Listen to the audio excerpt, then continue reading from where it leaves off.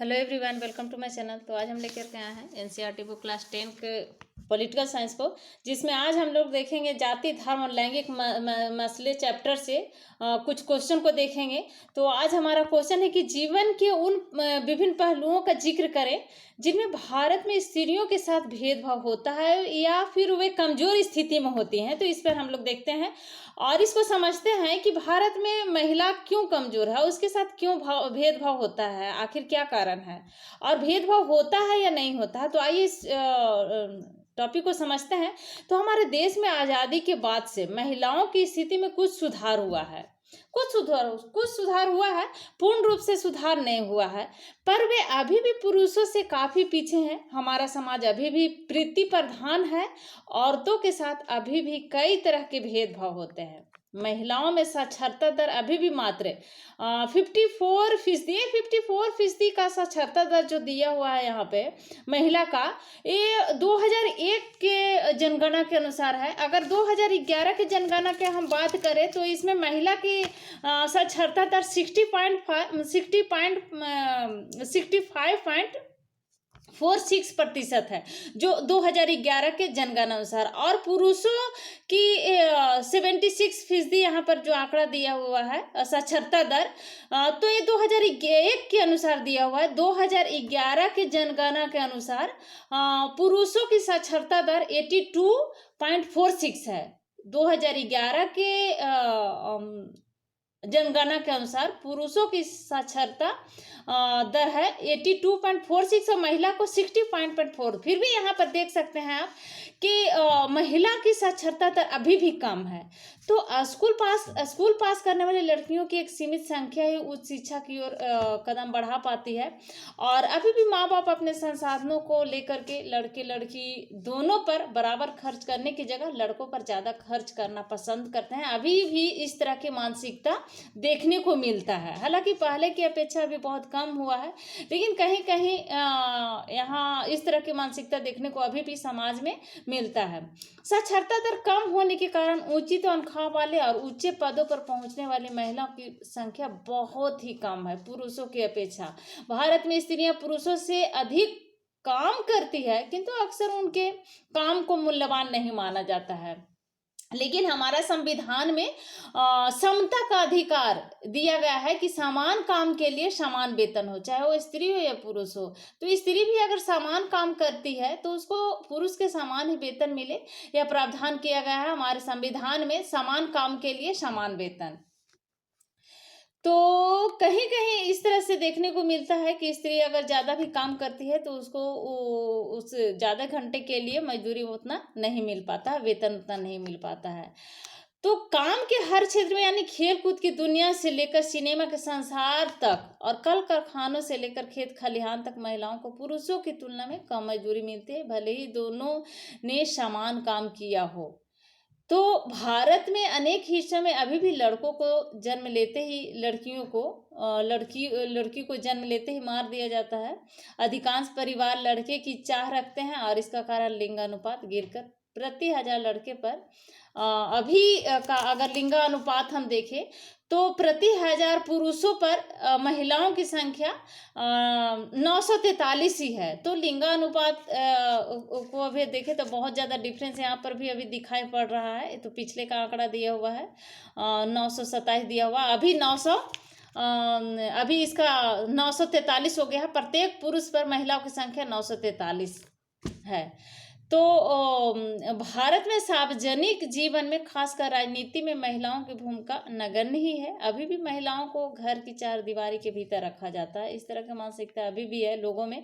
महिलाओं को उत्पीड़न, शोषण और उन पर होने वाली हिंसा की खबरें हमें रोज पढ़ने को मिलती है। अक्सर आप लोगों ने देखा होगा कि इस तरह का उत्पीड़न और शोषण संबंधित न्यूज हमेशा देखने को मिलता है और पढ़ने को मिलता है। तो शहरी इलाकों तो महिलाओं के लिए खासतौर से असुरक्षित है, और वे अपने घरों में भी सुरक्षित नहीं है, क्योंकि वहां भी उन्हें मारपीट तथा अनेक तरह के घरेलू हिंसा झेलनी पड़ती है। तो इस प्रकार से हम कह सकते हैं कि भारत में अभी भी स्त्रियों के साथ भेदभाव है और वो भी कमजोर स्थिति में है। नेक्स्ट क्वेश्चन है आज का, विभिन्न तरह की सांप्रदायिक राजनीति का ब्यौरा दे और उनके साथ एक एक उदाहरण भी दे। सांप्रदायिक राजनीति क्या है आखिर? तो इसको समझते हैं कि सांप्रदायिकता की सबसे आम अभिव्यक्ति रोजमर्रा के जीवन में ही दिखती है और इसमें धार्मिक पूर्वाग्रह, धार्मिक समुदाय के बारे में बनी बनाई धारणाएं और एक धर्म को दूसरे धर्म से श्रेष्ठ मानने की मान्यताएं शामिल है। धार्मिक ये सांप्रदायिकता आती है कैसे? सांप्रदायिकता आने का मेन कारण है कि अपने एक धर्म से दूसरे धर्म को श्रेष्ठ मानना, यानी अपने धर्म को श्रेष्ठ मानना।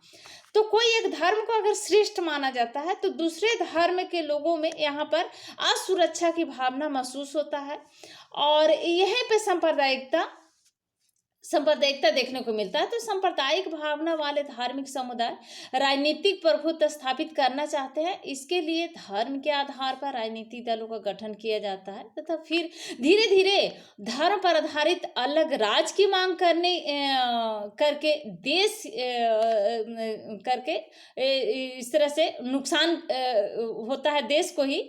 और धर्म के आधार पर सिखों की खालिस्तान की मांग इसका उदाहरण है। देखते होंगे कि जब वोट के इलेक्शन का समय आता है, वोट लेने का समय आता है, तो हमारे राजनेता क्या करते हैं? धर्म के आधार पर लोगों को बांटने की कोशिश करते हैं और वोट लेने की कोशिश करते हैं और लोगों को कैसे किस तरह से मूर्ख बनाया जाता है यहाँ पे धर्म के नाम पर। तो इस तरह से वोट बैंक के अपना वोट बैंक बटोरने के चलते जो राजनेता होते हैं लोगों के आंख में धूल झोंकने के काम करते हैं और धर्म के आधार पर लोगों को बांटते हैं और अपना वोट बैंक को बटोरने का काम करते हैं। सांप्रदायिक आधार पर राजनीतिक दलों द्वारा धर्म और राजनीति का मिश्रण किया जाता है। राजनीतिक दलों द्वारा अधिक वोट प्राप्त करने के लिए लोगों की धार्मिक भावनाओं को भड़काया जाता है और इसका परिणाम यह होता है कि कभी कभी दंगा हो जाता है। तो भारत में भारतीय जनता पार्टी इसका एक अभी भी इसमें बदनामी सबसे ज़्यादा बदनामी है धर्म के रूप में भड़काने का काम हमेशा करती है। हालांकि सब पार्टियां में इसमें देखा जाता है, लेकिन ये जो हमारे जो राजनेता है उसको उन्हें समझना पड़ेगा कि आप लोग धीरे धीरे जागरूक हो रहे हैं। तो इस तरह से सभी राजनीतिक पार्टियों को ये धर्म के नाम पर जो लोगों को भड़काने की कोशिश करते हैं, सभी राजनीतिक पार्टियों को समझने की जरूरत है। पार्टी धर्म के नाम पर वोट हासिल करने की कोशिश करती है और बाबरी मस्जिद का मुद्दा उठा करके, राम मंदिर का मुद्दा उठा करके, अब तो राम मंदिर और बाबरी मस्जिद का मुद्दा ही समाप्त हो गया है। तो इसी तरह से कई एक तरह का मुद्दा उठाते हैं और धर्म के नाम पर बांटने की कोशिश करते हैं लोगों में। और कई बार सांप्रदायिकता सबसे गंदा रूप लेकर संप्रदाय के आधार पर हिंसा, दंगा और नरसंहार कराती है। तो विभाजन के समय भारत और पाकिस्तान में भयानक सांप्रदायिक दंगे हुए थे। आज़ादी के बाद भी बड़े पैमाने पर सांप्रदायिक दंगे हुए और इस तरह का दंगा हमेशा देखने को मिलता है। 1984 के दंगे को आप लोगों ने खूब अच्छी तरह से जाना होगा। 1984 में जो दंगा हुआ था, तो 1984 के हिंदू सिख दंगे इसका प्रमुख उदाहरण है, जो बहुत ही भयंकर दंगा हुआ था। नेक्स्ट क्वेश्चन है, बताइए कि भारत में किस तरह अभी भी जातिगत असमानताएं जारी है। तो भारत में हम कह सकते हैं कि भारत में अभी भी जातिगत असमानताएं जारी है। अभी भी भारत में जातिगत असमानताएं हैं। आधुनिक भारत में जाति की संरचना और जाति व्यवस्था में भारी बदलाव आया है, किंतु फिर भी समकालीन भारत से जाति प्रथा विदा नहीं हुई है। जातिगत असमानताएं के कुछ पुराने पहलू अभी भी बरकरार हैं, जिसमें से कुछ हम पहलू को वर्णन करते हैं। जिसमें पहला है कि अभी भी ज्यादातर लोग अपनी जाति या फिर कबीले में ही शादी करते हैं। संवैधानिक प्रावधान के बावजूद छुआछूत की प्रथा अभी पूरी तरह समाप्त नहीं हुई है, जबकि हमारे संविधान में आर्टिकल 17 के तहत छुआछूत की प्रथा को समाप्त कर दिया गया है। जाति व्यवस्था के अंतर्गत कुछ जातियां लाभ की स्थिति में रही तथा कुछ को दबाकर रखा गया। तो इसका प्रभाव आज भी नजर आता है, यानी ऊंची जाति के लोगों को आर्थिक स्थिति सबसे अच्छी है, वे दलित तथा आदिवासी को आर्थिक स्थिति सबसे खराब है। यहाँ पे देखने को मिलता है। तो हर जाति में गरीब लोग हैं, पर गरीबों की रेखा नीची जीवन बसर करने वालों में अधिक संख्या निचली जातियों के लोगों में ही है और ऊंची जातियों में गरीबों के प्रतिशत सबसे कम है। तो आज सभी जातियों में अमीर लोग हैं, पर यहाँ भी ऊंची जाति वालों का अनुपात बहुत ज़्यादा है और नीची जाति वालों को बहुत कम है। तो जो जातियां पहले से ही शिक्षा के क्षेत्र में आगे है, आधुनिक शिक्षा व्यवस्था में भी उन्हीं का बोलबाला है। तो जिन जातियों को पहले शिक्षा से वंचित रखा जाता था, उनके सदस्य अभी भी पिछड़े हुए हैं।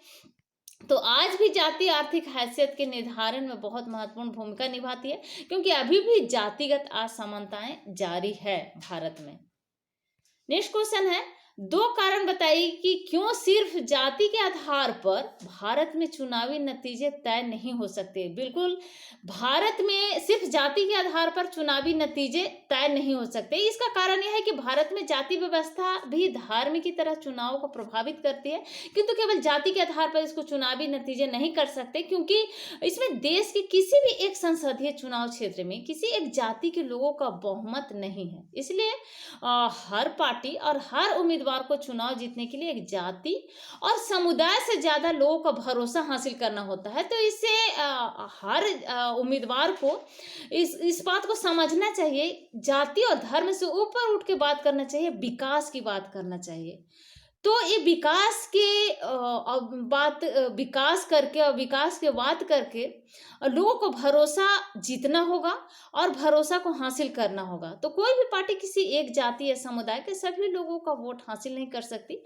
जब लोग किसी जाति विशेष को किसी एक पार्टी का वोट बैंक कहते हैं, तो इसका मतलब यह होता है कि उस जाति के ज्यादातर लोग उसी पार्टी को वोट देते हैं। तो इस प्रकार चुनाव में जाति की भूमिका महत्वपूर्ण तो होती है, किंतु दूसरे कारण भी बहुत महत्वपूर्ण होते हैं। मतदाताओं का लगाव जाति के साथ साथ राजनीतिक दलों से भी होता है।